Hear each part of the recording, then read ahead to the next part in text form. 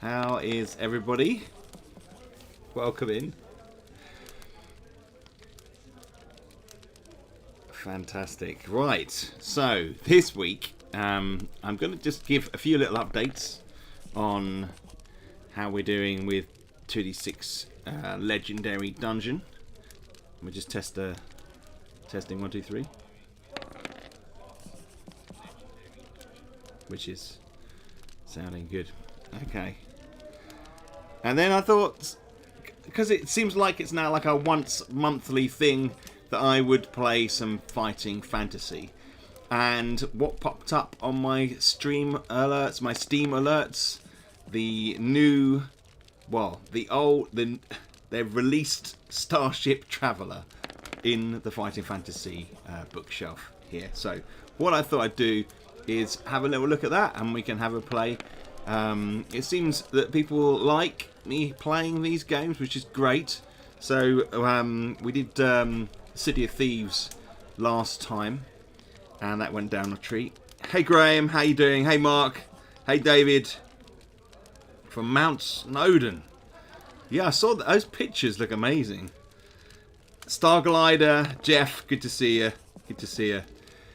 Yes, I've been good this week actually. The weather here has been much nicer, which is a change because it has been pretty overcast and grim the last month. Brett, good to see you.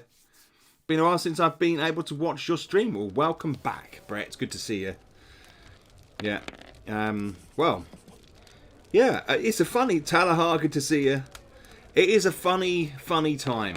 I think the early-ish stages of working on a project that has been funded is always a little bit quieter, because you're kind of at that stage where you're like, I don't want to release too much stuff early because it's quite raw. So you spend some time trying to get it right. So we funded in January, and then we worked through February. And in February we've got the rules done for Legendary, and we've got the Animal Companion 75% done. And I'm just waiting for some of the animals to come back from some of the people I've sent it out to. Just to have a look at that before I then put it into the layout. And I might well release an early digital version of the Animal Companion for people to play, backers. So I've got to have a little think about that and see how it comes together. Vincent, good to see you. Yeah, this week I've been fine. Thank you for asking. It was just the congestion the week before, and it kind of dragged on a little bit, which prevented me from doing videos. So I got out of the habit of doing that. I'm going to try and do some other videos around these live streams soon. I'll get back into the swing of that. I will. So we're in a really good place. So let's not forget that the realm took slightly longer than I'd hoped, because getting the rule set down was one of the major issues. But now we've already got that for Legendary. So as we move into March, this week I've been working on some of the lore for Legendary Dungeon, begin to start write some of the rooms, work on some layout stuff for Animal Companion, bits sort of stuff around it, some work on the other game as well, which is Wild West Marshall, which I'm going to get some of that together in a few weeks. That'll be ready for some people to have a look at. Mark, I know you're particularly interested as well, so I'll definitely be getting that out to you guys, and Jeff as well, ASAP. And David, I know you love the old westerns as well, so that'll be winging its way over to you, my friend. I have printouts for Animal Companion in the tent, so I'll have a playthrough tomorrow around the campfire. That'll be fantastic. Yeah, it is that. Basically it. I just basically need some of the companions generated and then taken through a level or two, just to see how OP they feel. Because we'll be releasing this at an early stage, we'll get to see some of the errors and some of how strong some of these Animal Companions may end up being. So we're just going to have to see how that goes. Frank, good to see you.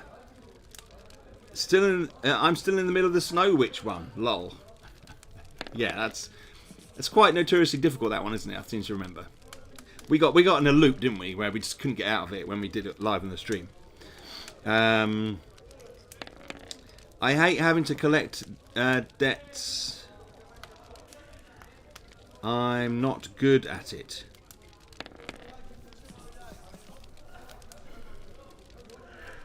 Yes. I might have missed something there. I'm still waiting for some... Oh, right. I'm still waiting for some funds. Sorry, I missed your thing up here. To come back to me. Then I'm financially able to late pledge for Legend. Oh, man. Take your time. Okay. That's going to be up there for a while yet. So, you're good, Talahar. The animal companions is such that it can easily be used with a new character in the original. Yes. That is exactly what I'm hoping. So... It's not, and I think it's an easy thing to sort of misinterpret for people, that the actual animal companions is a expansion for 2d6 dungeon, not 2d6 legendary dungeon.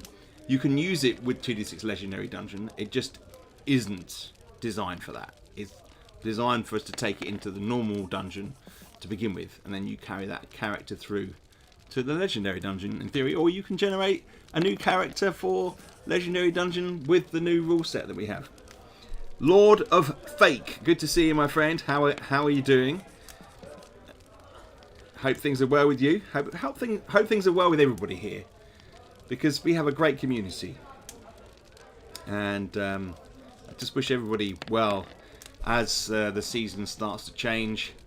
Oh, this week we've had a few signs of spring. We've had 15, 16 degrees, and it's been glorious. I even mowed the lawn. Yep, I mowed the lawn, which was glorious. I like to mow the lawn and do a bit of gardening. It's a creative endeavour, I find. I know that it's like also labour intensive, but I like setting out the garden so it looks nice. You know, it's that environment. Yeah, so anyway.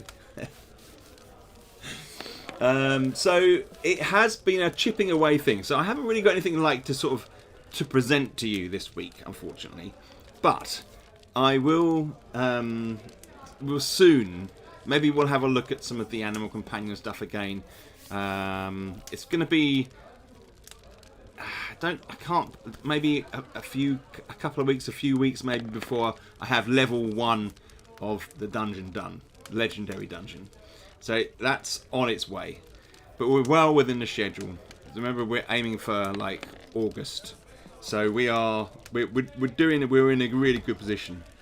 Talahar says in Germany the temperature here in the land of beer and Bratwurst is just short of t-shirt weather. Yeah, for me it's around about. After I was out, we haven't really been out in a t-shirt, but it's kind of getting there. I haven't received anything from you lately for proofreading or otherwise. Right, gonna make a note of that.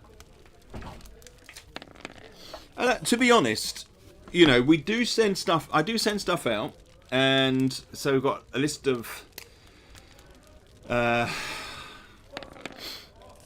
things are at varying stages. So sometimes I'm like, okay, maybe I'll send this out to say 5 people who are active around it.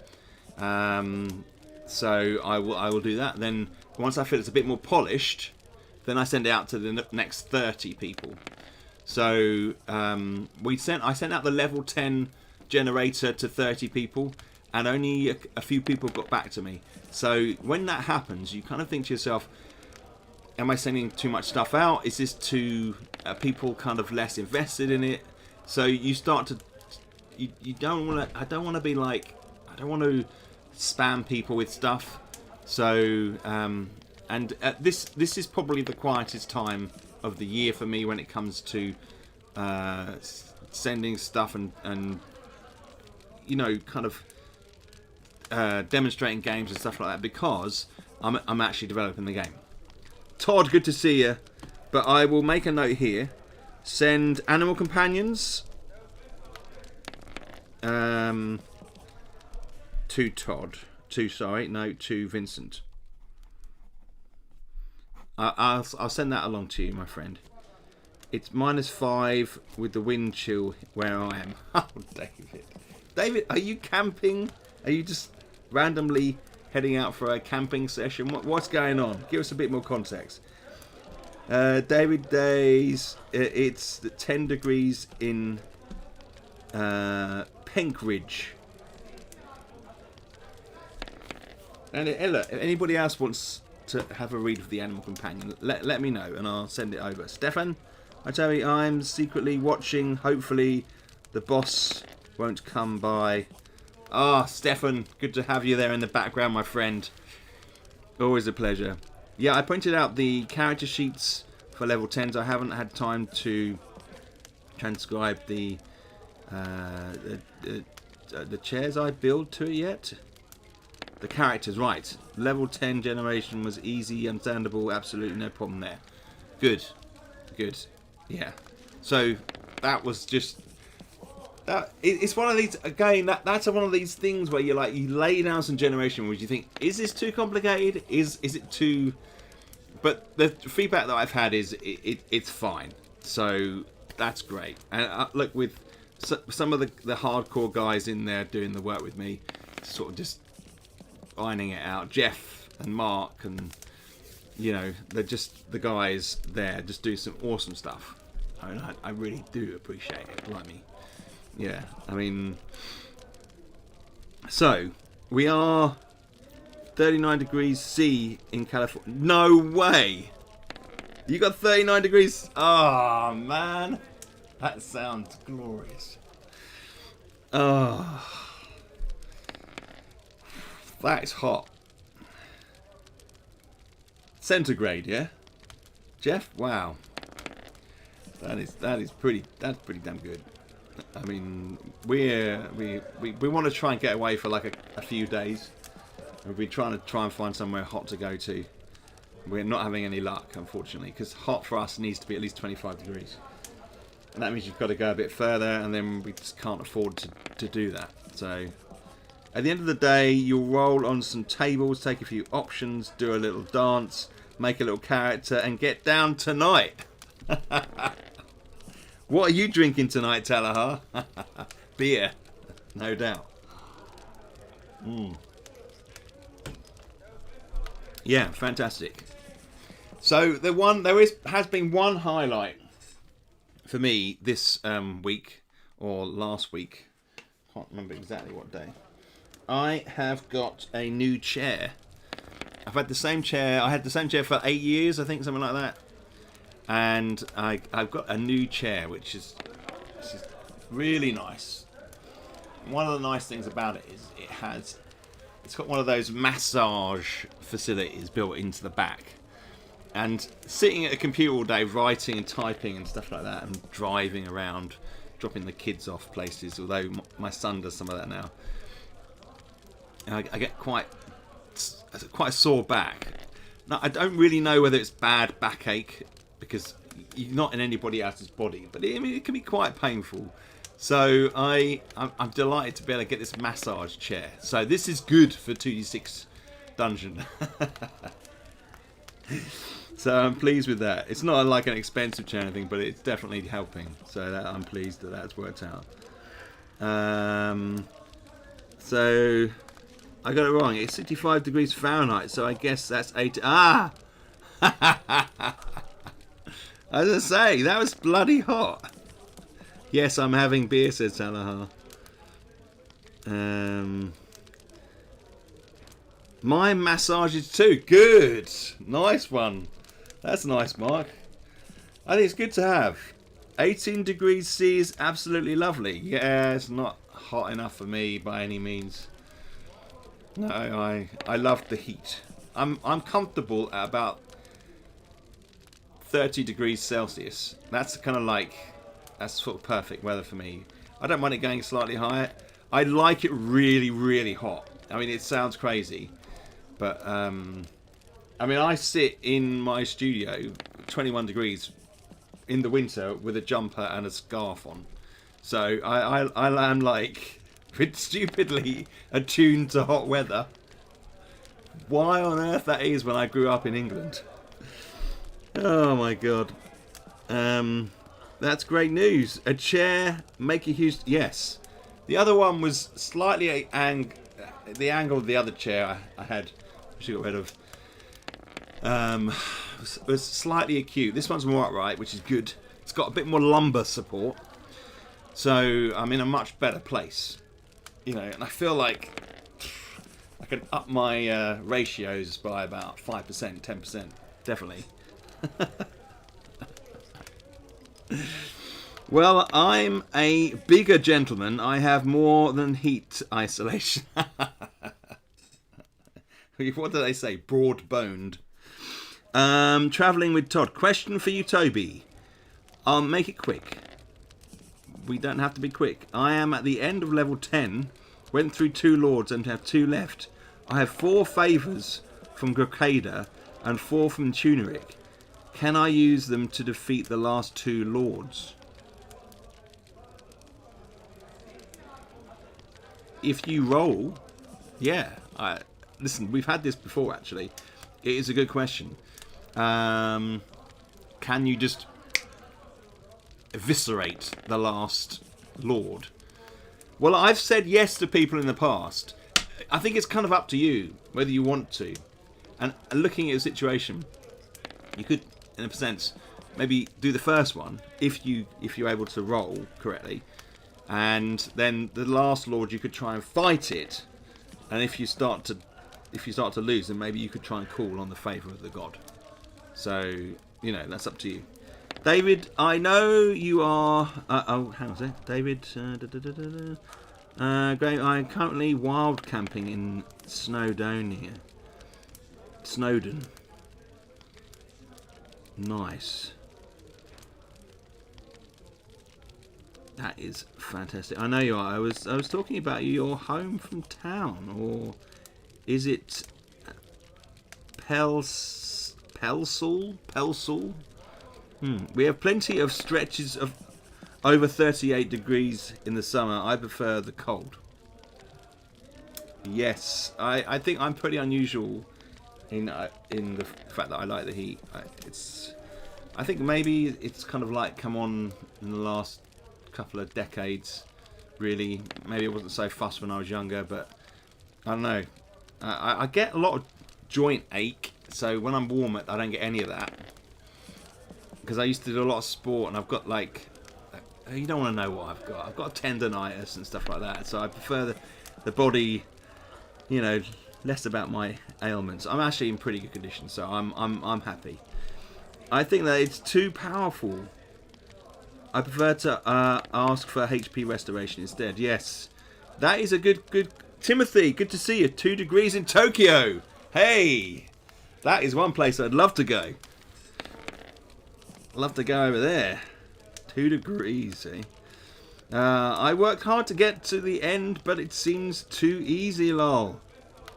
Oh, man. No, Penkridge was right, buddy. Now, David, interesting. You used the term buddy. Now, is that... am I right? Is that an Americanism? Would my American friends in the chat here see buddy as an Americanism? Bud. Am I wrong, or is it... Because it's interesting. When people use that, I'm always interested to know where that comes from. Because you don't hear it that much in England. Please do. Yes, buddy would be an Americanism. I think so, Todd, don't you? Do you think, David? What do you reckon? It's an interesting... I go through periods of using bud. Alright, bud. It always makes me think of Budweiser.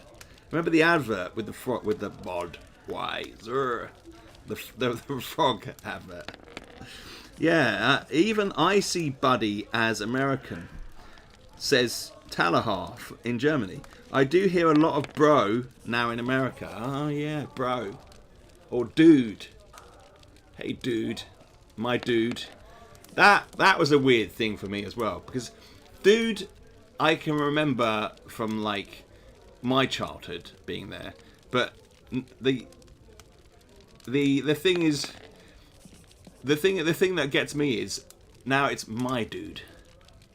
Hey, my dude. I'm like... I think to be able to get dude, yeah. It's more like dude. I don't know. It's like dude for me is like someone who's really cool and chilled. You're a dude, you know. So I guess that's a compliment when you say my dude. Maybe I struggle to understand how this is, bro. I've never really. I've got 2 brothers, so occasionally I call some of my brothers bro sometimes, maybe, or brother. I tend not to. I just see that as a very family type name. I'm not really. It's not. The dude abides. That's great. The dude, aka the Big Lebowski. Now I have to admit, I did sit down. Now, is it the Big Lebowski? It comes from earlier. It comes from like 70s. You could actually, Jeff Bridges could be like. He used to use dude a lot anyway, didn't he? In all the things before the Big Lebowski, and I sat down and tried to watch the Big Lebowski the other day as part of my homework to study American culture, and I couldn't watch it. I just got like about 40 minutes in, and I drifted. You know those moments you get, and you're kind of like. You lose it. You kind of go.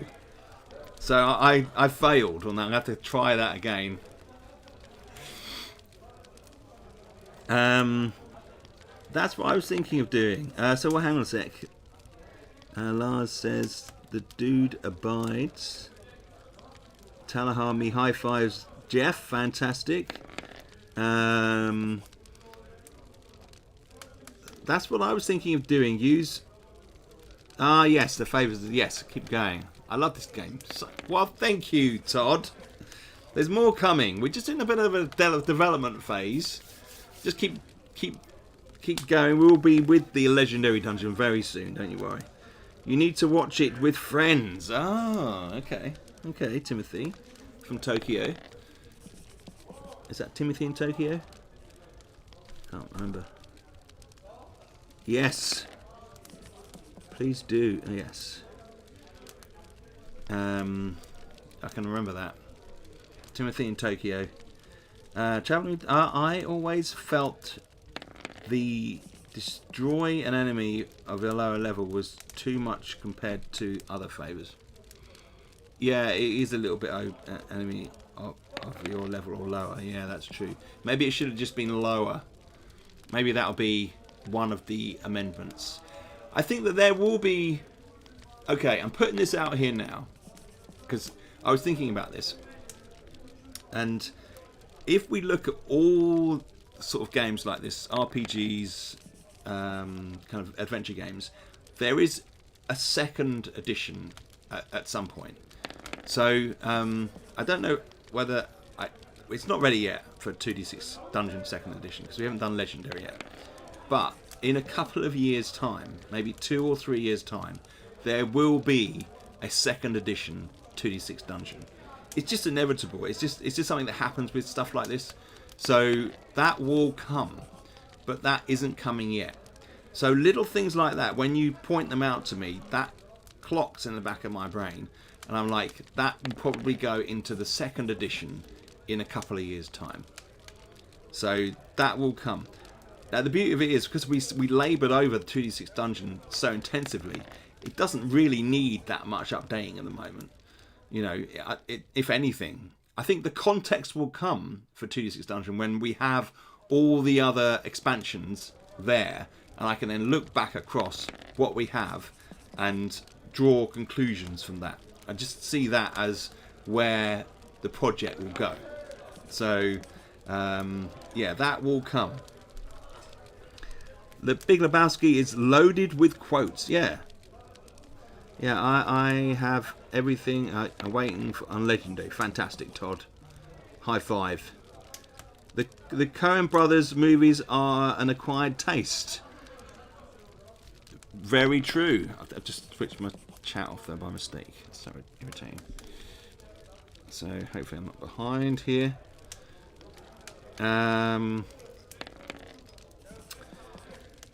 If you want education in great cinema, just watch Dogma. It's a masterpiece. Okay. I did watch that once. Is that the one with the fallen angels? Is that the one? Is that one? Fallen Angels? I saw it in the cinema with friends, says Timothy. It was the funniest thing. I tried to watch it again alone, and the humour didn't land. Maybe.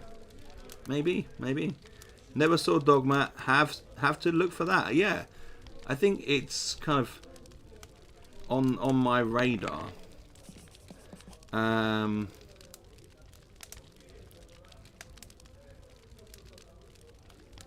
Alan Rickman's brilliant. Alan Rickman is he's just awesome. And what a character actor.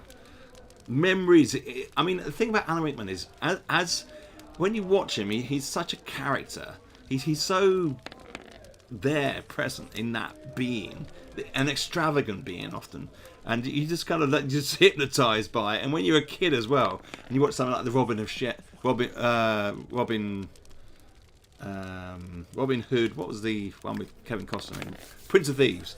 When you watch that and you see his Sheriff of Nottingham, you just can't help but remember him. He's just so amazing. You could just have a set of optional rules.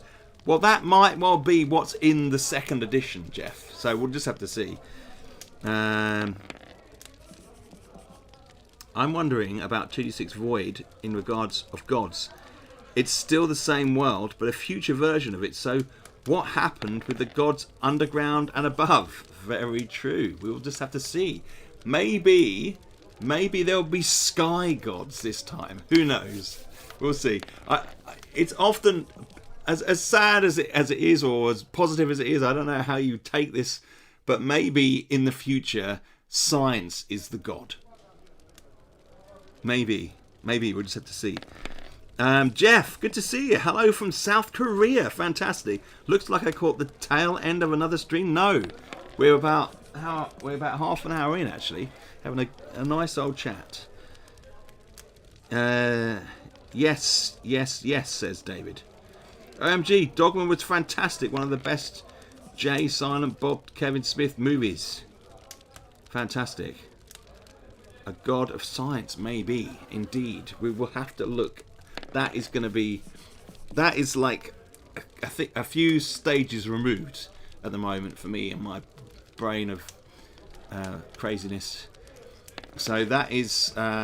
we will come to that. But that is now lodged in the back there somewhere. Science as a god. We'll see. It may be that there's a group that are... purposely reject science, despite it being so current to them.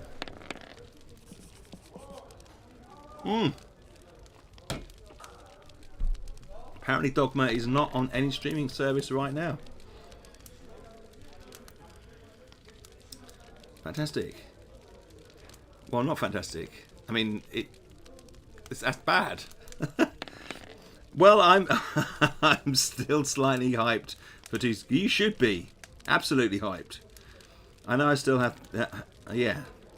We will get... It's going to be fun. I can't wait. The thing about that project is going to be so much fun for me to just flip it into a science fiction world. I'm just trying not to think about it too much. Because I know when I do that it's going to all come just barreling out of my brain. So I'm not worried about it. It's all going to be there. Is that a fire? This is great. Happy to catch the stream. And Fighting Fantasy focus today. I'm overjoyed. Great viewing, listening while I work on more RPG art. Fantastic, Jeff. What are you drawing at the moment? Let us all know. Is that a fireplace I hear? No. There is silence here. Maybe you've got some interference on your end or something. No, I can't hear any fireplace. I wish. Could be my, I don't know. Could be me tapping something, or I struggle to stay still. I'm quite I move around quite a lot. Yeah, one step at a time. I'm also hyped for the Western game. Ah, yes, fantastic. It's the background music. Oh, is it? Oh, that's the ambient sound from the. Oh, I can't hear it because I'm not plugged in to the speaker, to the headphones. Let me just.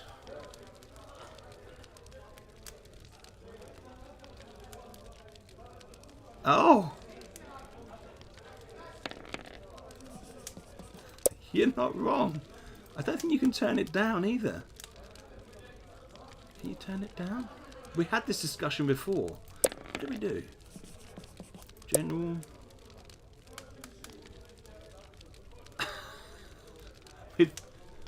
Ah.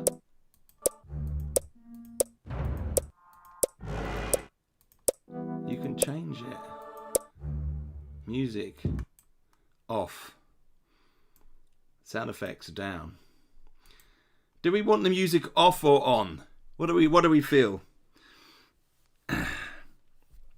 Thank you guys. I can hear the crackling of the fire as well. That's the ambient. Yes. Sorry guys. I didn't even realise, because you see, I don't actually have headphones plugged in. I've got them over here on a stand, and it just looks stupid, and I'm just talking into the mic here to my left. So I'm one of the artists for the Broken Rat game, right? Jason Lardsty, Eldritch GITs, yes, Eldritch Gits. It just went up on Kickstarter 2 days ago. I got 4 pieces in progress now. Yes, I think I've seen it. Nice. Rats, Broken Rats games. Yes. Yeah, of course. I think we may have chatted about that before. We're in a tavern. You are. So I didn't need to call for the fire brigade, lol, Stefan says. No, you didn't. I hear a fire very clearly, but I'm sat in front of one. Awesome stuff. Wild camping. Nice. Joe and I used to go camping as soon as we could when we were younger, before the kids. And we could be out there camping in March. Used to love it. I vote music low off. Yes, I tend to agree. On such a cold morning, the fire was welcome. Sorry, Timothy. Low level sound is good. Let's have a go back here. Let's have a look, because we're going to be doing some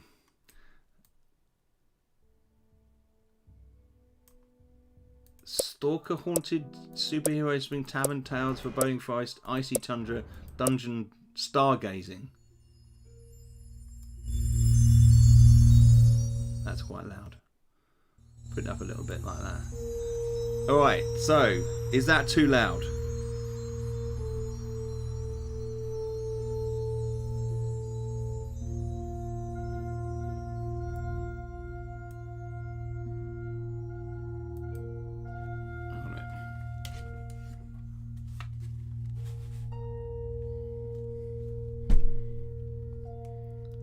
It's a bit like Star Trek.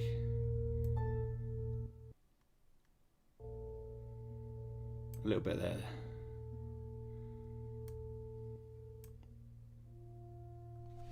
There we go. There's a little bit in the background. Stargazing, because today we are going to play... A bit too loud, yes. Too loud, yes.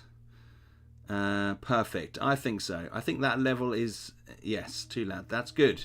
Thanks guys. I think that's about right. Not bad. Have a little bit of ambient sound in the background. I've often thought about having some sound in, but I forget to organise it, and then trying to find stuff these days, which is copyright free, is always tricky. So I've got a little bit of a beef to pick first with this. So we like to play a bit of fighting fantasy on the channel. As everybody knows, I am inspired, influenced, kickstarted by fighting fantasy. When I was a kid, this was one of the first things that I really got into, that got me into this genre, got me into reading, made me the lunatic that I am today. And so on Steam, I'm playing this on Steam. I have some of the books that I bought, and you can read them. And we're going to be doing this one today because it's just come out. Yeah, David, that's my thoughts. That is my thoughts. Exactly what I'm thinking. So look at this cover here. So you can see the spaceship kind of in the second row, the third from the left. So this is the original cover. And I've got to say, this is one of my favourite covers. Okay. So let's just talk about that first before we launch into the game. No pun intended. See, this is the cover. Okay. That's what they've done. This is so much better. This is so much better. I mean, what is that? It's an AI generated computer cover, isn't it? Don't you think? I don't know. Let me just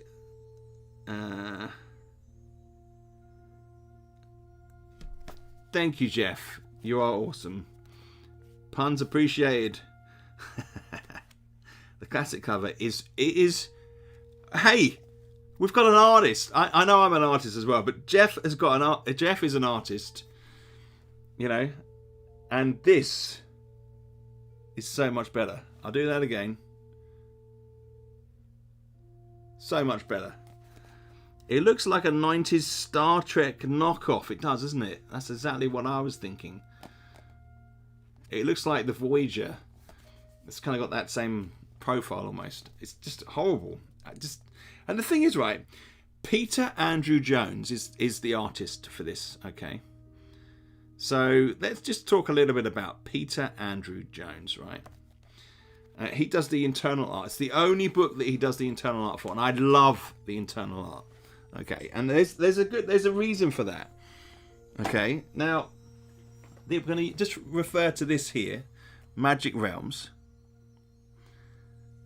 Okay, this is I've got a video up on my channel at the moment where I've had a look at some of the artists in this. Very true. So much better. Art should inspire more art. One of the reasons I fell in love with the game book. Exactly.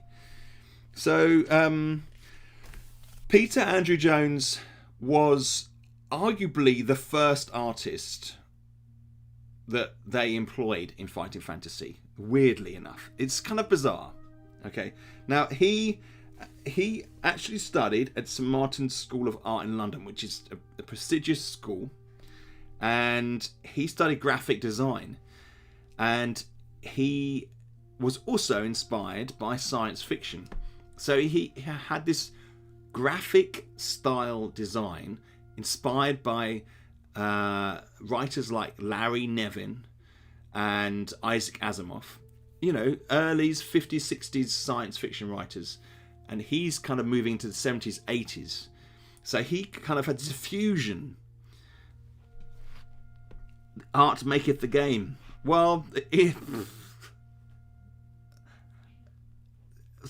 arguably, I mean, I like to think the game design rules maketh the game, but you know, there's also a so there was this fusion. So for me, this style, it comes right out of classic science fiction. An artist who knew the covers from those 70s science fiction books, and it took that into this. Gave fighting fantasy a little bit of a science fiction vibe, drawing in from the classic 70s science fiction covers that are just awesome to see. And I'm always trying to search them out in shops and try and find them because I collect science fiction paperbacks. In any case, he as I was saying, he was the first. He did the first cover for The Warlock of Firetop Mountain. And he did this version. So he did a wizard, and because he didn't have a lot of time, and he hadn't seen, or Russ Nicholson probably hadn't done the design for the warlock at that stage.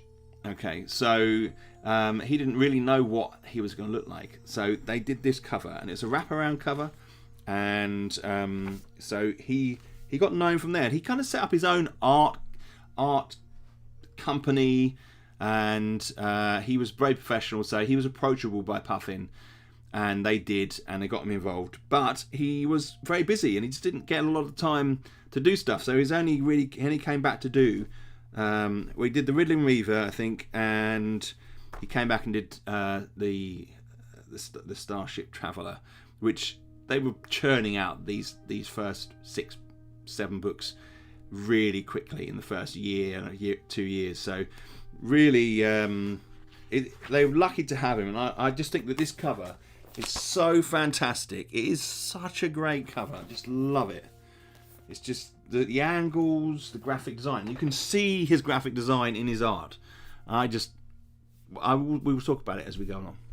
And this cover is a bit of a mockery of a fantastic book. Talos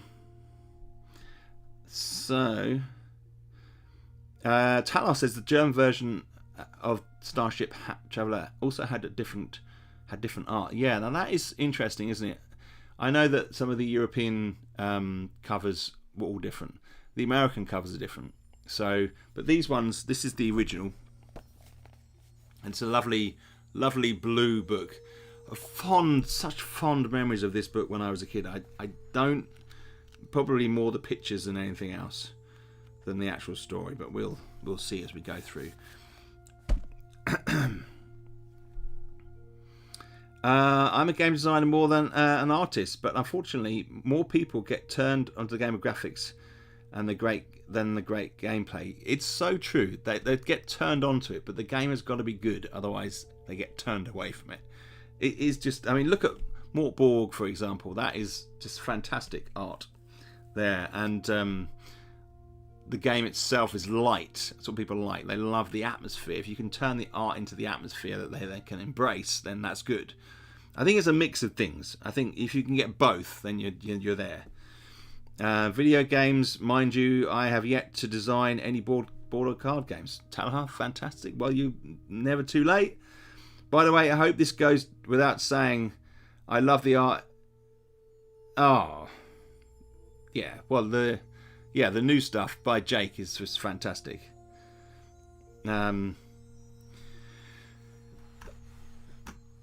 So you are the captain of the Starship Traveller, and of course this is Traveller as an RPG is another thing which was being kind of redone at the time, I believe. I can't exactly remember when Traveller RPG came out, but it wasn't this. So there's all sorts of other references going on here. The ship itself is the pride of your Astro Navy. Its weapons and defense systems are the most technically advanced in the fleet, and its crew are first rate. You must first choose from one of the 3 difficulty settings. Okay. We'll just play adventure. You're also given unlimited bookmarks, which can act like placing your fingers between the pages. We don't do that. We just go straight for it. Okay. You must. So let's do that. We'll do just the adventure. Name of the book is. Okay. The Universe of Infinity. Fantastic.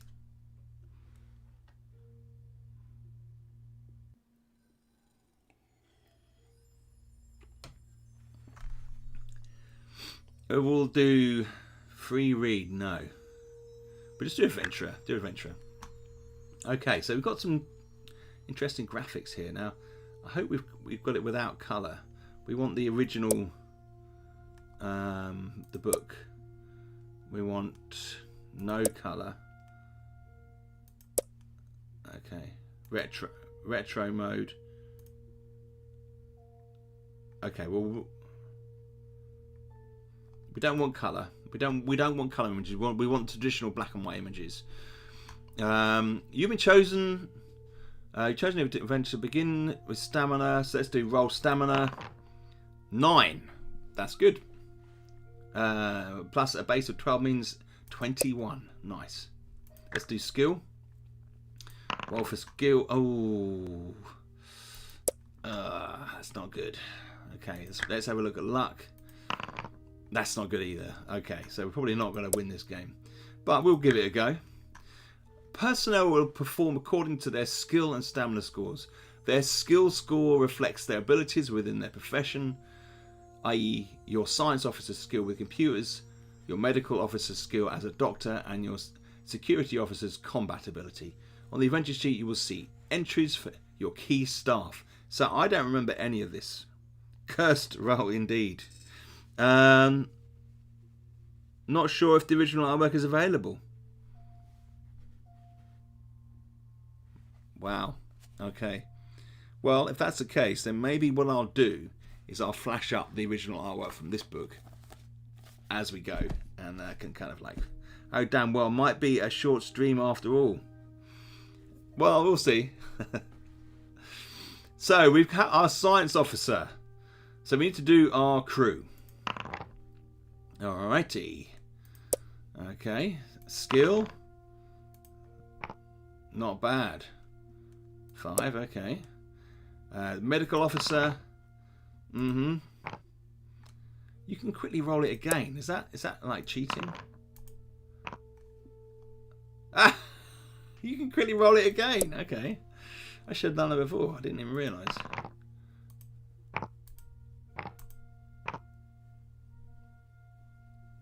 That is cheating. I'm not going to do it. I'm not going to do it. It's too tempting. Security officer. Oh, he's got to be higher than that. There we go. Oh no, come on. 3. We'll go with 3.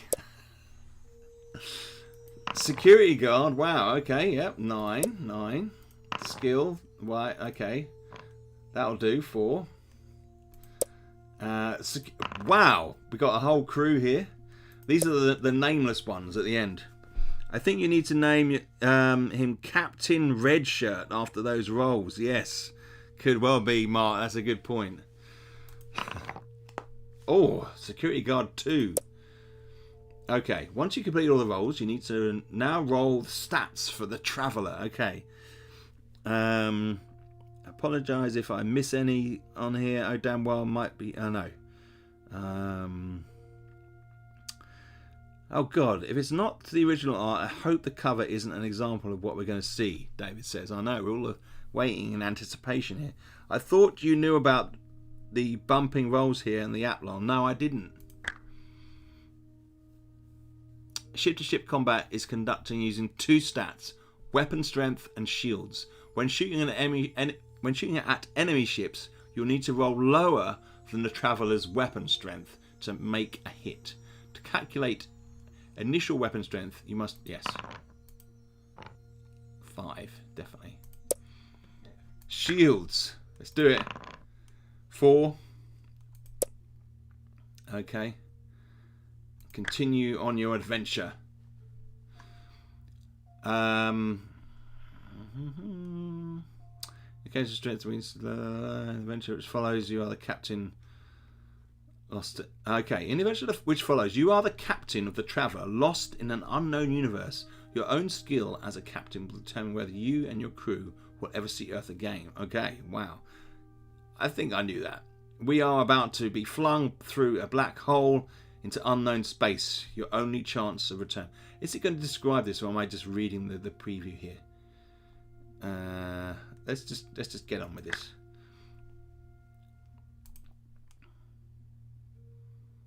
What is going on here?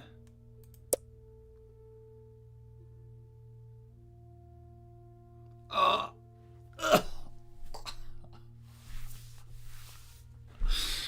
Oh, panic! So this is obviously clearly the ship has been damaged. All right.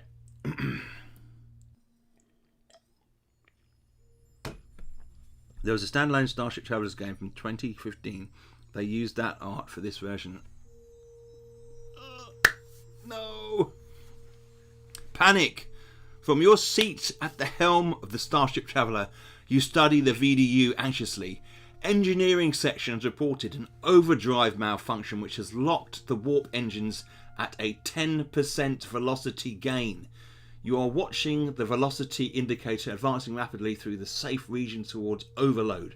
You hit the communicator button and call engineering for further news. It's not good. The malfunction cannot be traced, and it will take another 13 minutes for a system check to provide a full analysis. 13 minutes. You are heading towards the let me just get this right. Celtician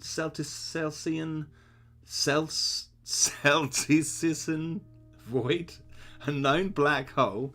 You may or may not, I didn't get that right, you may or may not avoid it, but your science officer has another plan. If you swing the ship through its immense gravitational pull, its gravity drag will help reduce your speed as you travel away from it.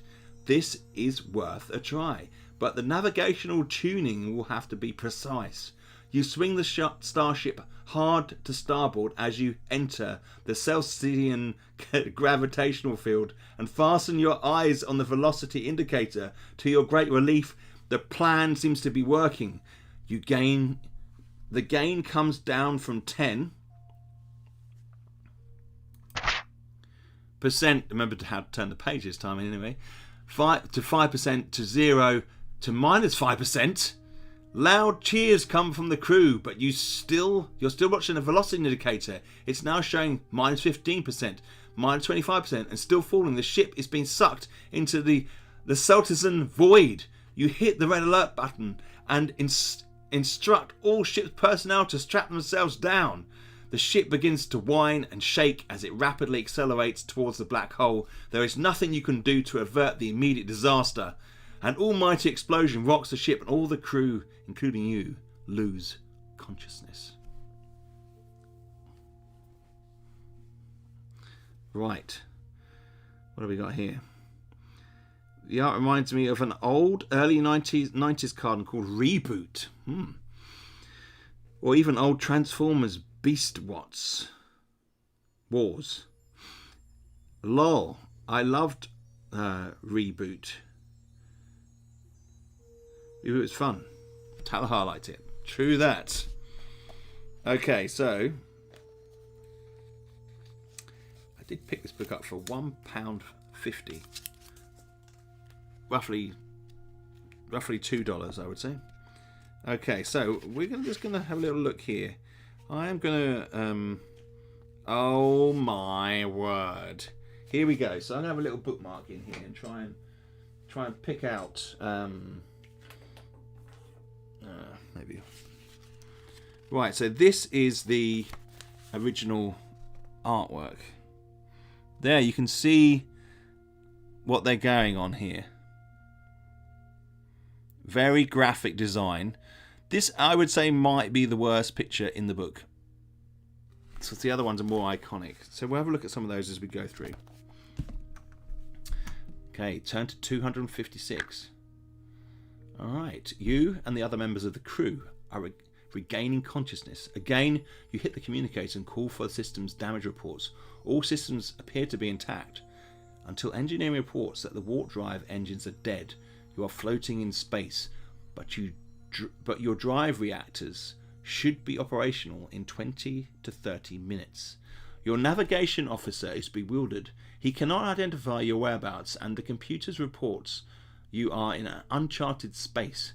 Your science officer has run an event analysis, and you appear to have gone through the black hole through a dimension warp, and you are now in what seems to be a parallel universe. After some delay, you regain warp drive. Long-range scan indicates 3 solar systems ahead, of which 2 may have intelligent life. Will you press on towards the life-bearing system? Turn to port towards the other life-bearing system. Turn to starboard towards the barren system. Well.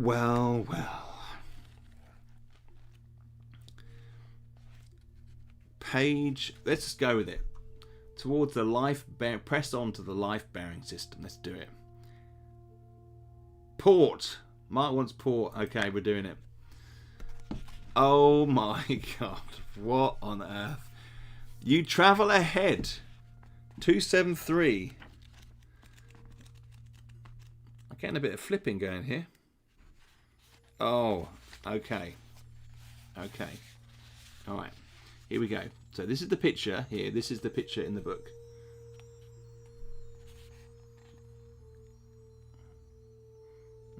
Interesting. Okay. Got that? You travel ahead at subwarp speed to allow your senses to scan for information. They pick up a small object several thousand kilometers ahead and travel towards you.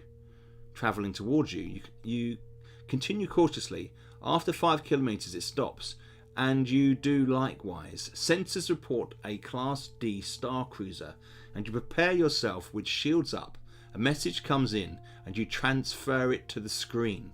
A reptilian face appears in a uniform of authority. As your translator tunes in, the alien's message becomes clear. I am Commander McTell of the Imperial Ganzig Confederation. You are a non-registered ship, trespassing within Imperial territory. Identify yourself and state your purpose. What will your reply be? Identify yourself as it wishes. Run an info scan on the Imperial Ganzig Confederation. Open fire. Whoa, he's Scottish. He's Scottish. He sounds like it. He does, doesn't it? I thought that as well. It's a choice. I'm okay with each image here, yeah. Book art is just more interesting. I just have to agree. Go left. Yes, I think that might be a bit of a trend. Okay, let's run an info scan on the Imperial Ganzig. The ship's computer has no information. Of course it's got no info. What am I doing? Impatient at your delay, the Star Cruiser fires a carefully placed shot across your bows. It is absorbed by your shields, but at a cost of 2 shield points. Reply. Oh, for God's sake. I'm new to the galaxy. What am I going to know? That's so stupid. Oh, man. I should have thought of that. Reply. Attack. Return fire.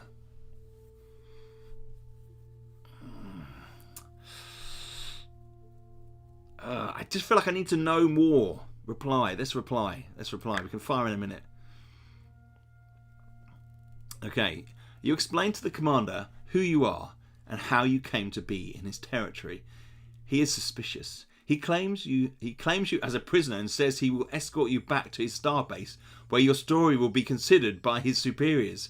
He instructs you to prepare your transmitter unit to receive his first officer, who will accompany you. Will you comply with his wishes, switch off the screen, and activate phasers? Alright. I really don't like the thought of being taken as a prisoner. So, switching off. Both ships open fire. This will be a battle to the death. Time for ship-to-ship combat. Let's do it. Okay. Alien ship.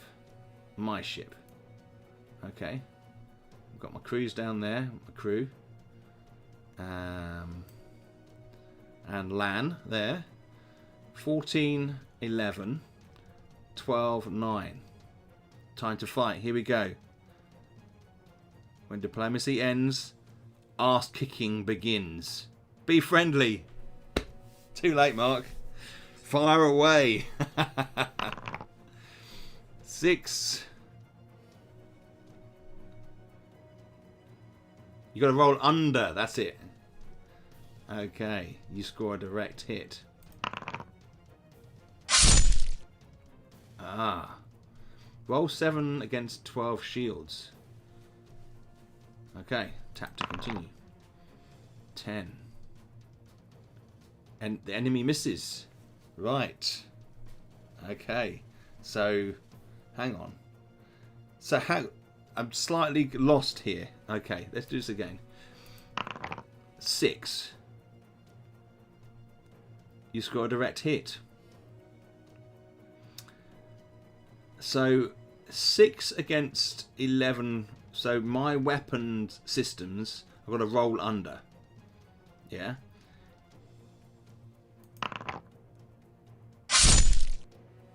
Okay. Tap to continue. 7 under, it's 9. Enemy scores a direct hit. Rolled 5 against 14 shields. It's to roll underneath.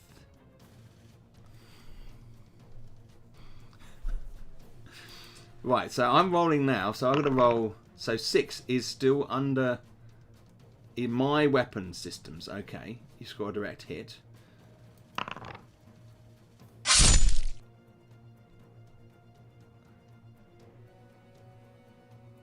Yes, and then you've got to roll. Have you got to roll under? 6. He scores. Okay. Fair enough. That's pretty good. It's not very intuitive. No, it's not, is it?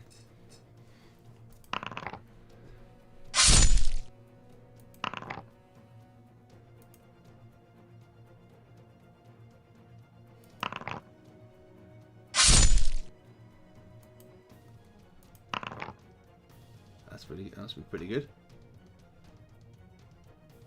I'm going to hit every time. Excellent. Victory. Da, da, da. I hope that's not too loud, the sound effect. You probe ahead into space with the long-range scanners. Hang on, just defeated the guy. Are we not getting some kind of debris prize here? You probe ahead. Okay, on the fringe of the scan radius to port is a small star with an orbiting solar system which you may head for. Otherwise, you may increase speed. We got to check this out. We're checking this out. Sounds fine. Good. As you approach the small star, your scanners pick up 2 planets in orbit. One is a large red planet, which you may approach. The other planet is dull blue, and you may approach it. Well, we're going with the blue. You increase speed towards a dull blue planet and start to orbit it. Short-range scanners indicate that it is a life-bearing planet. The most heavily populated area appears to be a city in the centre of a large island.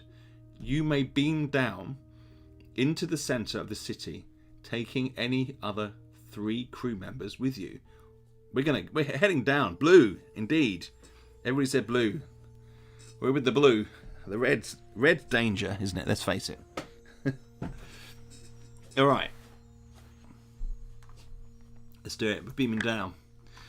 Right, so blue into a big city. We're going to take the engineer, the second security guard, because he's pretty good. First medical officer, no. Science officer, yes. Not allowed orbital bombardment, no. Okay, so here, this is definitely... You have selected the following crew members to join. Security guard, engineer officer, security scientist. You materialise on the planet's surface and look around.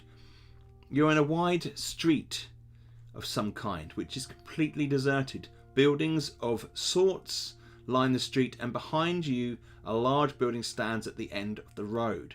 The buildings are strange structures. They are a multitude of shapes and sizes and all look incomplete. Right, so there's your image there of it. Let's have a quick check in the book. Because I feel like these are... Oh man. The one in the book is so much better, I think. Look at that. It's so retro. Look at that. I love it. Okay. Alright, we're moving on here. Let's see what's going to happen. You may either continue down the read looking for signs of life, approach the large building behind you, Try one of the smaller buildings. Vastly better in the book. Classic sci-fi curving structures. Continue down the road looking for signs of life. Approach a large building behind you. What do we think? Small building, large building? I don't fancy wandering along the main road and being exposed. What do we go for here? It's Northampton. It didn't look that bad, Mark. Vastly better in the book. Oh yes, I just saw that. Small. Okay. Let's do it.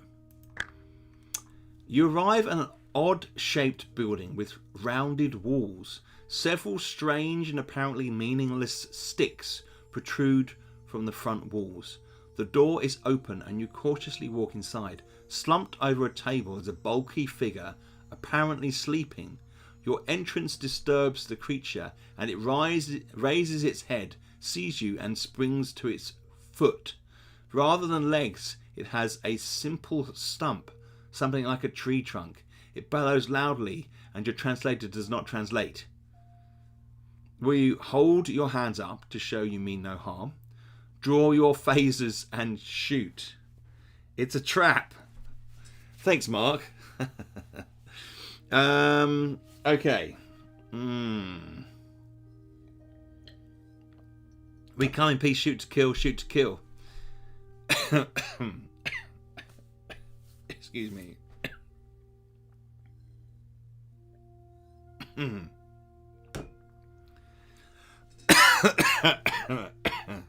Sorry. Hands up. I'm with you, Jeff.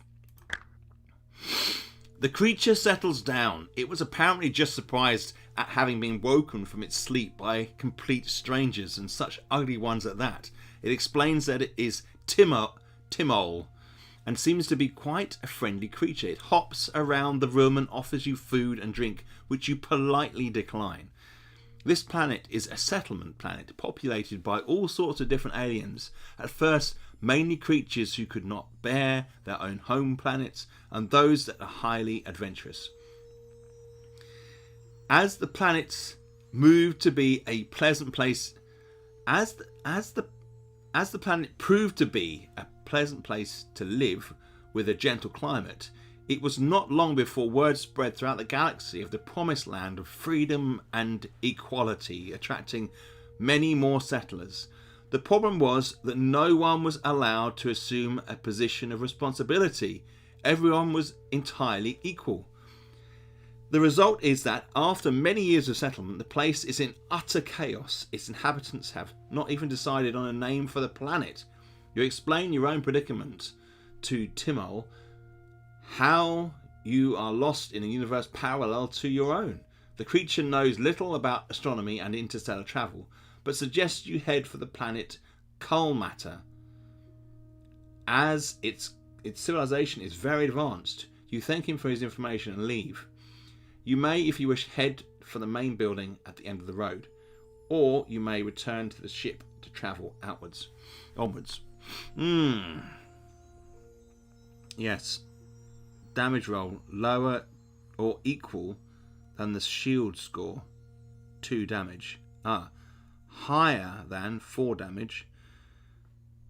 Okay. Double 6 damage. Okay. Well, that's interesting. Thank you, Talahar, for that. Thank you.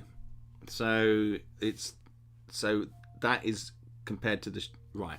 Okay, and they were all lower, so just 2 damage. Got ya. You got to get past the shields to do more damage. Thank you. Right. Well, this place feels like a bunch of pirates, doesn't it? Really. Let's just do it. The next building. Steps lead up to the large building. An inscription on the door indicates that it is a building of some importance. You knock, but there is no reply, although you can hear excited chatter coming from within. You try the door, it opens, and you step into a large entrance hall. Several pairs of aliens, a variety of shapes and sizes, cross the corridor in front of you, travelling purposefully from room to room, arguing excitedly with one another. A mysterious creature dressed in shabby blue robes notices you and shuffles over. Its face cannot be seen, but its eyes shine bright blue at you. It speaks, and your translator interrupts. Ah, you look interesting. Where do you think the new medicine house should go? You explain that you are new to this part and that you would like to meet some person of authority. The alien laughs. No one has authority here, my friend. We are all equal. Come, let me show you around. He offers to take you to the main meeting hall. Or you could ask for a more general tour. Let's go to the meeting hall. Why the hell not, eh? You enter the main meeting hall and sit down in a crowded debating chamber packed with aliens of all shapes and sizes. You ask your host, who is called Fioral, what is going on, and he informs you that the debate is to decide where to put a new medicine house, and that it has been going on for the equivalent of a year. As there is no central stage, you ask who is talking. Everyone, said Fioral. We believe in equality, and everyone has a right to speak. Apparently, debating here is unlike the method used on Earth. Here, everyone collects together and talks in little groups. As debaters move from one group to another, gradually new ideas spread through the whole of the chamber until everyone is thinking along the same lines. At this point, discussions get implemented. Sounds like the House of Lords? You ask whether this takes a long time, and Fioral agrees that it does. But it is the fastest way and prevents a convincing speaker swaying the audience or establishing himself as a leader. As the debate seems to be getting nowhere, you decide to leave. Fioral offers to take you to the travel and maps room. Yeah, that sounds good. Let's have a look here. The travel and maps room is in a state of chaos. Books and charts lie all over the floor, and the various tables in the room. A small, withered alien with a large head, blue skin, and long fingers is asleep in one corner, but wakes as you enter. Okay. Daniel, good to see you, my friend. I am well. You ask first for maps of the planet, but can learn little from them. While you wonder whether any of the star charts will be of use, the little man finds a large map and allows you to study it. Apparently you are in a solar system around the sun Magnus. Apparently, apart from this one, there is only one other life-bearing planet in the system called Prax, orbiting Magnus a little further out. Prax was recently devastated by war, and many of the inhabitants left to settle on this planet. The other two nearest planets, although light years away, are a collimator, orbiting a purple sun, and Macommon, orbiting a double star. No black holes are to be found on the chart. You thank the creature for this help and leave the building, bidding goodbye to Fioral as you leave. Outside, you beam back to the ship. Right, now, did we have a map before? I think we may have done. How did we do that before? Map. Here we go. Well, it says map. Planet Sun. Settlement planet. Beam down. Well. Star to deep space. Ship oh yes, this is just a... Right, okay. Not really very useful. Okay. Alright, back on the bridge. You set coordinates for your next journey. Another life-bearing planet orbits the same sun a little further out, and you may visit this next. We know that that's the war planet, don't we? Or you may head further onwards towards a purple sun some light years away. I think we're going to skip the war, the devastated planet, and we're going to head into the next system. And do you think that's the right thing to do, people? Do we have any consensus?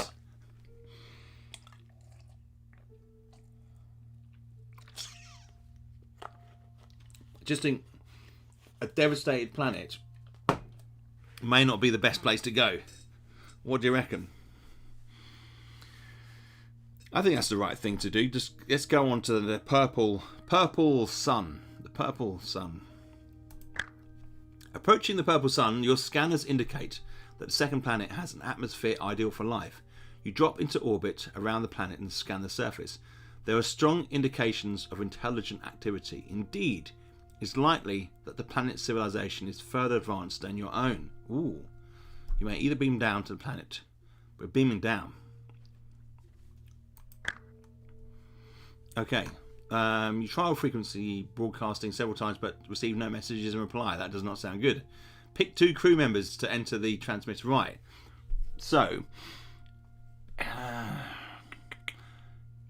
think we're going to take the security officer and the science officer. Ooh. Okay. Here we have this image. You materialize in a deserted street. Tall buildings on one side tower over you, while on the other side of the street, the buildings are small. Perhaps these are private dwellings. The architecture is alien, but no life of any kind can be seen. In the distance ahead of you, down the road, you can hear a whirling sound. Soon you can see a strange vehicle which seems to be heading towards you. It is a hover car of some kind and is moving slowly. As you decide what to do, your translator picks up a sound. Over here, quick!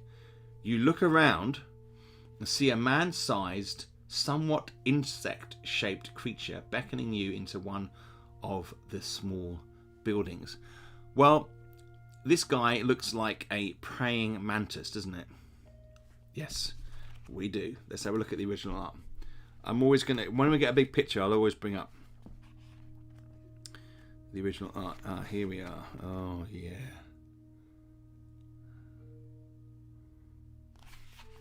Here we are.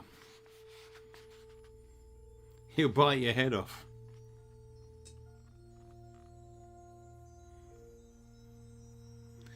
There we go. So there are other versions. So they've just basically kind of redone the same image, which you can kind of understand. Will you follow him, or will you ignore him and wait for the vehicle to approach? You like the app version? Nice, nice. You run off the road and follow him into the building. Just in time, he exclaims. You don't want the PCs to find you in the street, do you? ? You have no idea what he's talking about. You explain you are not from this planet. Which should be apparent, really. He is on his guard. You reassure him that you mean no harm. You just want information which can help you get home, and he calms down. Calm your skin. You are on the planet of Cully Matter, he informs you. The PCs you have just escaped from are the population controllers. On this planet, no one dies, but as the population increases, it is necessary to exterminate some of us to make room for others. The PCs have the authority to exterminate anyone they like, within certain quota limits, without reason. They would certainly have killed you had they caught you outside after curfew hours. Suddenly the door crashes open and 3 creatures in armoured uniforms step in. I thought I saw them enter the building, the leader declares. Outside, he orders. Your host protests that you are aliens and did not know about the curfew laws, but the PC leader points a finger and an electric blue ray burns through his chest. Wow! You decide it would be prudent to follow the PCs outside. Blimey. You explain that you are from another planet, and therefore you know nothing of their curfew laws. It is illegal to be outside after curfew, says their leader. The penalty is extermination. Enter this vehicle. Man, we are not getting exterminated. You think I look like a big bug? Or will you pretend to comply with their wishes and take them by surprise? Ooh, there's one less in the population right there. Indeed, Jeff. That poor old bug. Pretend. Here we go. 8. You walk up to the entrance door as if to climb into the vehicle. As you pass by the aliens, you signal to the others and the 3 of you spring on them. This proves to be a rather fruitless exercise, as the three creatures are immensely strong. Damn! They fling you to the ground, but as you fall, you manage to grab the helmet off one of the aliens. It stops dead in its tracks in a very artificial pose, as if some switch had suddenly turned it off. The leader grabs the helmet and replaces it on his colleague, who instantly springs back to life. You realise you will be no match for the creatures and climb into their vehicle as they have ordered. Man.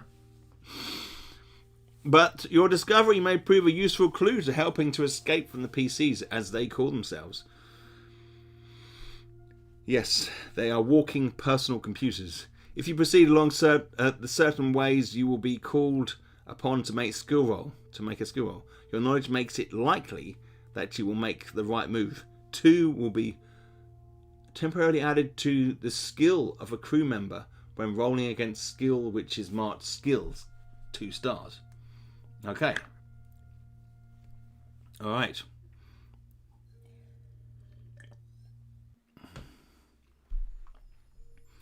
As you enter the vehicle, it rocks from side to side.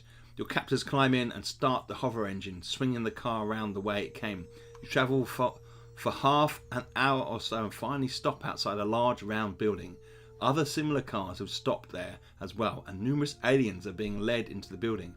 You are taken inside and put into a room which is evidently a cell of some kind, along with 4 aliens.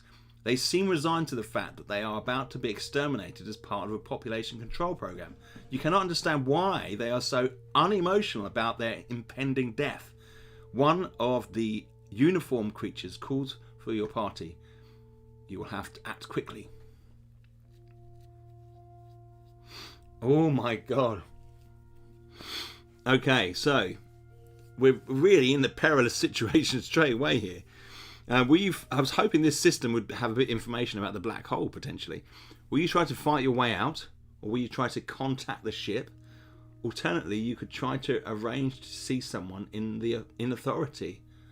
Wow. Always loved the Fight Fantasy books that did something new instead of the standard fantasy fare. Yeah. I think they did try and push the boat out with numerous things. I mean, one of the famous one is Creature of Havoc, isn't it? Where you play the creature. Contact the ship. Alright, Jeff. I'm doing it. You try your communicator but can hear only static. Something in the building is jamming your signal. However, as you try the controls, you notice something strange. All the aliens you can see are motionless like statues. You've discovered what may well be a way to escape. You turn off your communicator and the aliens come back to life. Wow. Blocking their signal or something. Following the guard, you turn down another corridor which leads to a large open room. Various armoured guards seem to be directing citizens through a large open doorway to one end of the room from which a dull red glow is coming. You are directed to the end of the line. Do you have a science officer with you? Yes! I do. Starship Traveller is 4 in the series. Yes, so they tried new stuff very early on. That's very true, Talahar.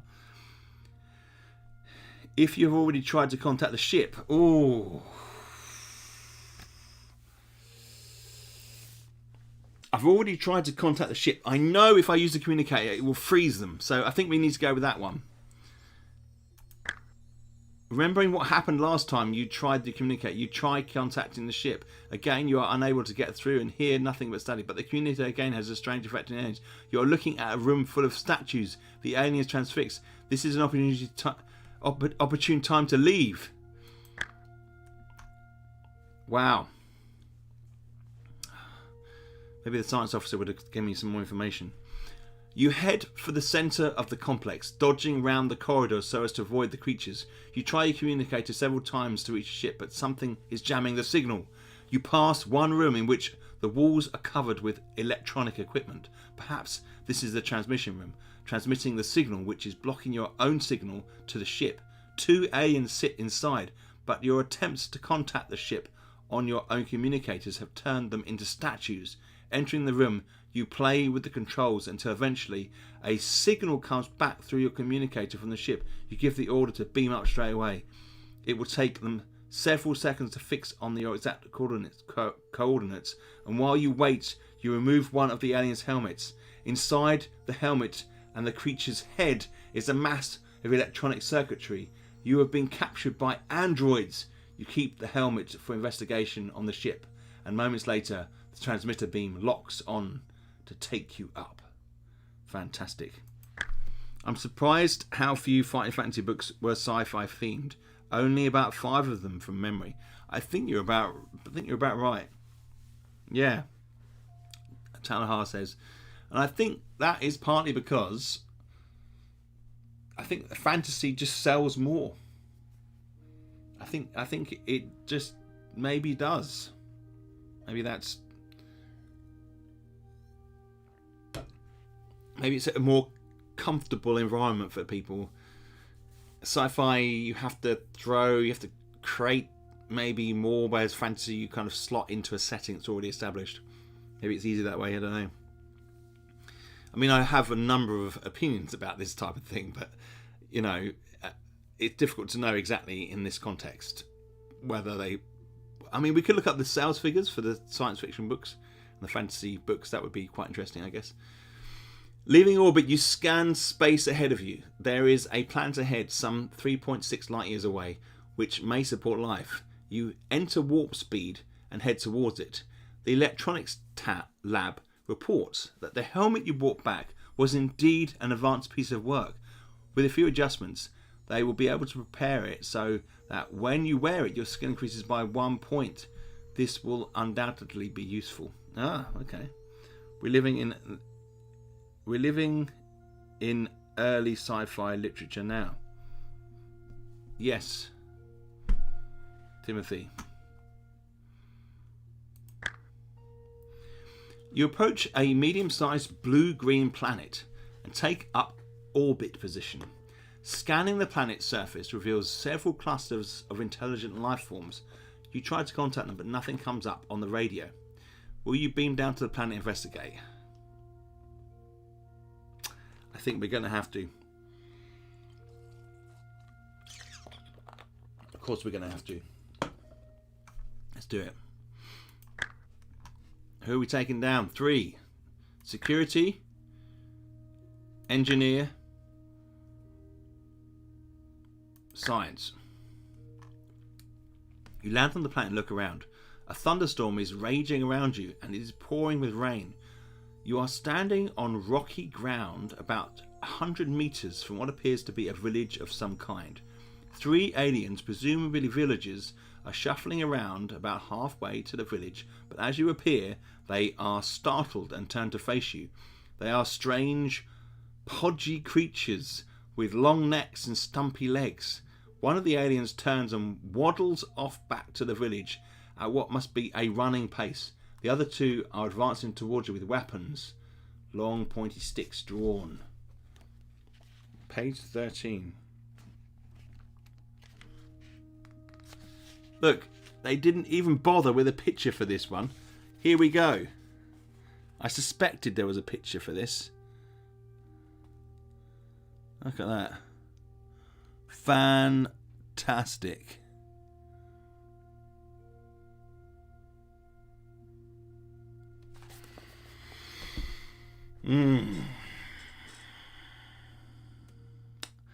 Wait for them to arrive. Walk towards them to meet them halfway. Make a dash for the village. They appear to ready their weapons suddenly. The tips of the sticks shoot towards you. You must choose which crew member has been fired at.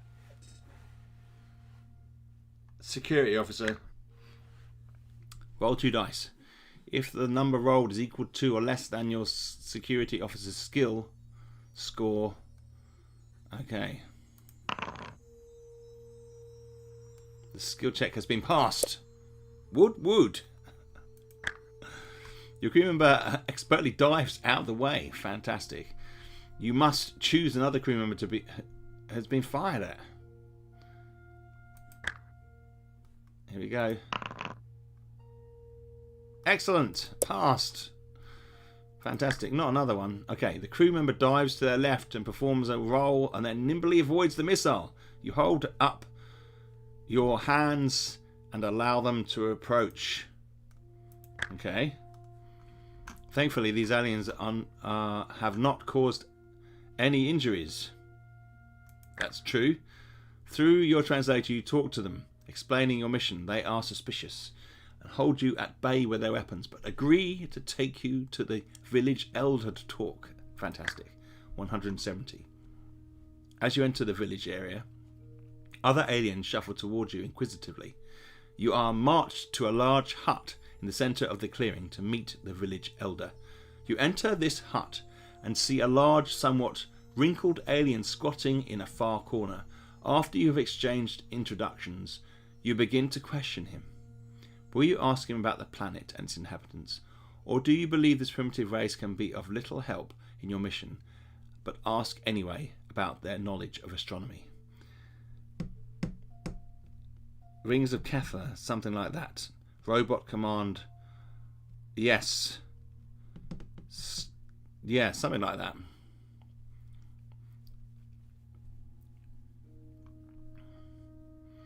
I don't think we need to know about this planet and its inhabitants, do we? We want to know about the stars. As you suspect their knowledge of astronomy is virtually non-existent, you wind up your talk and signal the ship to beam you back on board. They are bewildered as you dematerialize in front of them. On board ship, you plan your next course.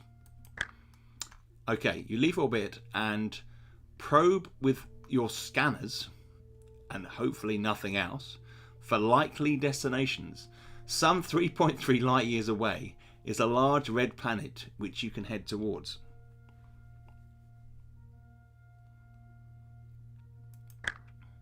You switch to warp drive and head towards the red planet. As you reduce from warp speed, you approach a small grey planet. Now, interestingly, they're very much... It's about colour, isn't it? You've got blues, you've got blue-green planets, you've got grey planets. And admittedly, you know, a colour would be important and you would see it. But often there are clouds and colourful atmospheres or thick atmospheres or, I don't know, shapes, rings. They could add a bit of variety here, couldn't they? Let's face it. Will you investigate this?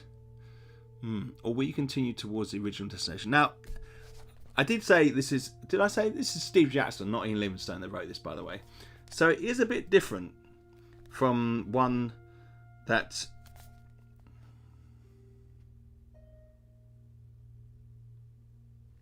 Did I say grey? It's meant to be red. Red planet. I don't know why. Oh dear.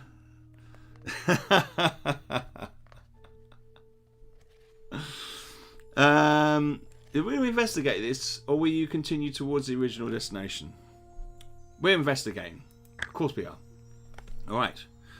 The red planet appears to have no life on it, but scanners detect some sort of activity, perhaps the regular workings of a machine.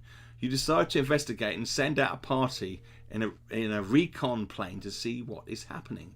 They pilot the plane to the area of the signal and land on the planet. It is rocky and barren, but not far from where they have landed. They find a scout ship of a type they have never seen before, crashed into the surface.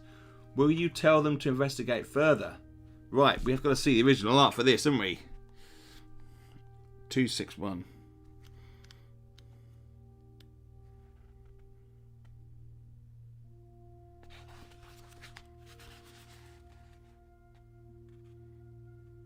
Very minimal. Very minimal. Not sure I like the rock in front of the ship. I think just seeing the ship in all its glory would have been good.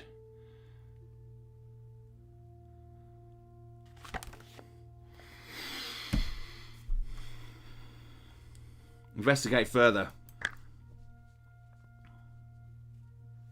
It is grey. It's not the target red planet. Oh, okay. Thank you. Thank you, Mark. Someone's on it. It's just like keeping track, you know. They can find no signals of the planet, no signs of the pilot. Perhaps he has died or was killed in the crash. An automatic signal, probably a type of Mayday call, is being transmitted by the ship's radio. There being nothing else to see on the planet, your crew return to the recon plane and fly back to the ship. What? Landing the recon plane, the party make their way to the briefing room to report to you. As they relate their findings, you are interrupted suddenly with an urgent message. Captain, we have lost 3 of our 4 engineering personnel who were involved with docking the recon plane. They are all dead. What? What will your first what will be your first command? Put the landing party into quarantine in the medical section. Seal off the dock bay. Jettison the recon plane. Oh my god. So let's just read this bit here again. Captain, we have lost 3 of our engineering personnel who were involved with docking the recon plane. They are all dead. They're dead, Jim, but not as we know it. Not as we know it. Good one, Mark. There's Klingons on the starboard bow. Starboard bow. That escalated quickly. It did, David. Sounds like a fake message. So it's 8 or over 60. So it's 8 or over. They'll get better. I don't think they will. I think we've got to jettison the recon plane.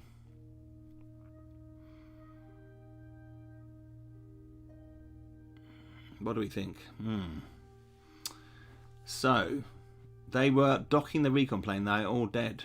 Engineers. Seal off the docking bay. They're docking. They were docking. Seal off the docking bay. Do it. Seal off the docking bay. Quickly, the crew seal off the area, the affected area, so as to prevent the spread of the unknown killer. No more deaths are reported. Thank you. Need all my engineering guys. Using an EVA, extra vehicular activity suit, your medical officer examines the body of one of the victims. They find that the man has been poisoned. The planet below must have some sort of poisonous gas in its atmosphere, and this is how. Now, being carried back to the ship, will you get the medical officers to search for an antidote and treat the crew? Evacuate the air from all the affected sections.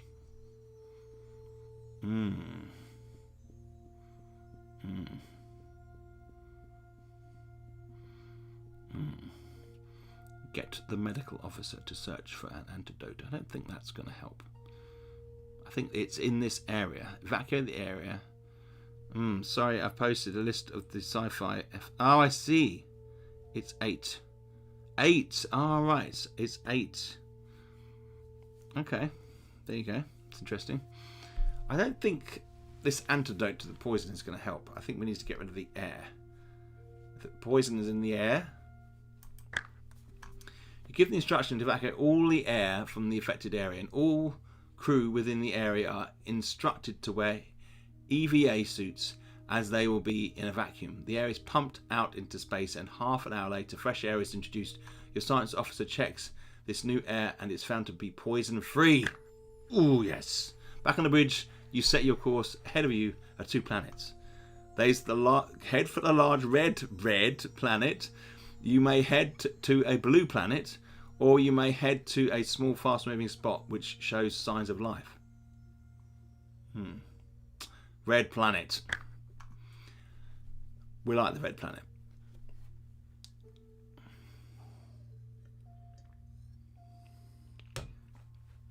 You set the ship into orbit around the large red planet. Your scanners indicate an intelligent dominant species on the planet, and you try to communicate with them. After some time, you establish radio contact with the being who identifies himself as Commander Dom. Big Dom. Big bad Dom. Head of the Space Navy on planet Darville. His image flicks up on the screen. He is humanoid in shape, although somewhat grotesque by Earth standards. You estimate his height at over 2 meters, and his craggy face gives you the impression that this race is somewhat aggressive. Nevertheless, he invites you and 2 other crew members down to meet him. Facial profiling. Timothy, indeed. This is one of those red herrings, I think. I think we've got to visit the planet Darville. This is going to be nice. I think we need to take 2 crew members. We're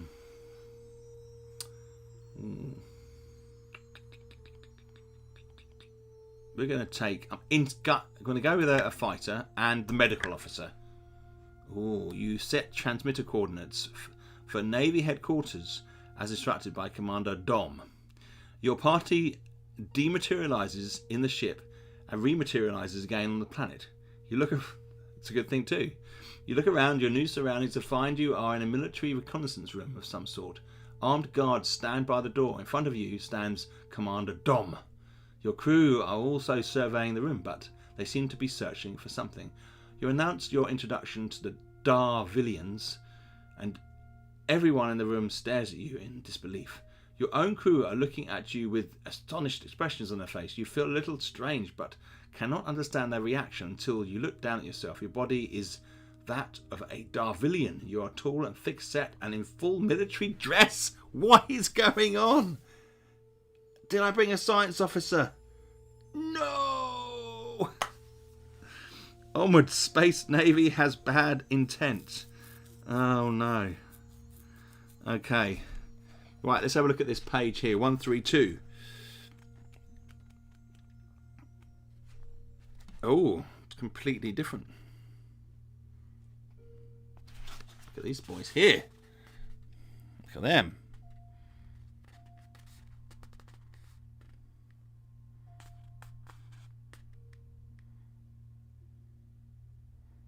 Wow.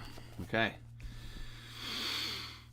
Yeah, whoa. Okay. No, we don't.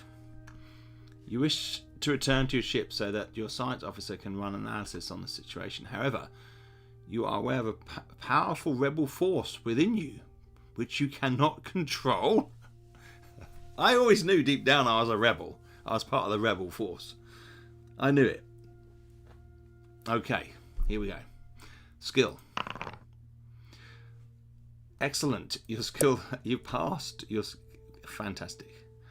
That is good news. You struggle for command of your own voice. You concentrate hard and, to your relief, you are able to express your wishes. The most senior officer in the landing party speaks to Darvillian commander, and he agrees to accompany you back to the ship. Thank heavens for that. Your senior officer flicks their communicator and instructs the ship to beam the crew members, Commander Dom, and you back aboard. On the ship, your science officer runs an analysis of the situation through the ship's computer. It indicates that you were beamed down to the exact coordinates of one of the Darvillian's guards, and so your body appeared inside his. What? That is not the normal science fiction convention. Come on. You must now decide how you will separate yourself. Oh, man. Ask your science officer his opinion. Okay, maybe ask the ship's computer for advice. Ask the Darvillian commander for any ideas. Science officer, we're doing it. I agree, Jeff. Roll 2 dice. Success. Got a high. Science officer has no suggestions. If you have not done so already, you can ask ask Commander Dom. Do you think he'll know? I think the science officer might have more of an idea, wouldn't you?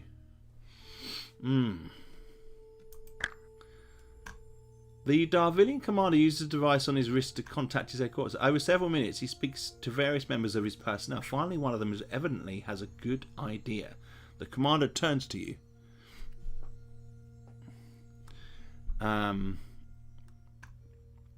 Since your 2 bodies were combined by a transmitter beam, he reasons, it seems logical that you should be separated in the same way. His idea is to focus 2 transmitter beams on your coordinates, one being the ship's and the other from his own headquarters, and at exactly the same time. This should separate the two selves, hopefully, into their two original identities. If you wish to try this, why the hell not? At the commander's instructions, you beam down to the planet's surface using the communicators. You and your ship and the Darvillians focus your transmitters and synchronize times. Logging into the computers, you set the time for this simultaneous beamings. Simultaneous beamings. Here we go. At the set time, both transmitter beams focus on you and your body dematerializes. Moments later, you appear in the ship's transmitter unit. In your own body, the experiment has been a success. You contact the commander, who reports that his own officer has likewise appeared in his transmitter unit. You congratulate each other, then decide to leave orbit and press on. Well, come on. Congratulate each other and share valuable information that may well help us find the next part. Okay, right. Okay, we bookmarked that. It's getting very late here. It is coming up to 12 o'clock, and I can feel myself wilting in the scheme of things, and my eyes are getting heavy. So we're going to leave it there. After that, you just have to leave? Yeah, exactly. I know. Come on. Where's the writing? Seriously. Give us some character. Oh well. So be it. That's where we're at. We managed to separate our body. So far, we've been down to a couple of planets, and initially it has been quiet. There's not been many people around there. Not even 4 PM yet. I know. Oh, I'm tired. That was fun to do that. It was nice to have a chat as well beforehand. Nice to get a feel for what this book's about. Maybe we'll carry this one on. And almost 9 AM here. Yeah, fantastic. We'll carry this on maybe another time. Come back and carry on. I'm less drawn to what this is about than some of the other ones I've played. But you know, maybe we'll push on and see how it goes. Yeah, the app's quite fun as well. I quite like the way that they've done the app. It is good, and you got the adventure sheet. Kalmata has advanced Civ. Yes, Kalmata orbits a purple sun. McCommon orbits a double star. Prax devastated by war. Yeah, Phaser PC helmet skill +1. I could use that. Not bad. It's not bad. And we got their crew there like that. Yeah, they're all pretty good. I'm glad. I hope people like these streams. It is good to see the inspiration, the kind of the mind that was in this moment for these game books, designing these games and writing these stories. So I like feeling that, learning more about it, playing it. It's nice to have that in the back of the mind. You know, I find it interesting and fun. Hopefully, hope you guys found it fun. I'm fast going now. I'm fast falling asleep. They seem to have missed opportunities to make the narrative more interesting. I absolutely agree with you, but they rushed these books out, so I can these were early stages. This book, although interesting, has a few parts of word salad. Yes, into the mind of Toby, says Vincent. Vincent, I will send out that stuff. Talahar, did I send you the Animal Companion? I can't remember whether I did or not.